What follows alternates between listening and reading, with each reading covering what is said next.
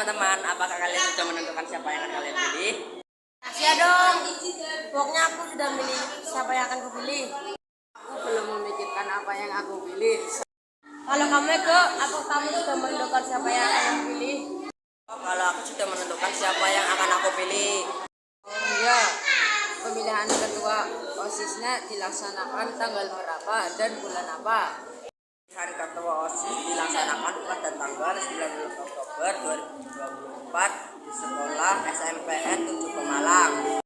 Makasih ya Ego, kita jadi nggak sabar untuk memilih calon ketua OSIS dan wakil ketua OSIS yang akan kita pilih.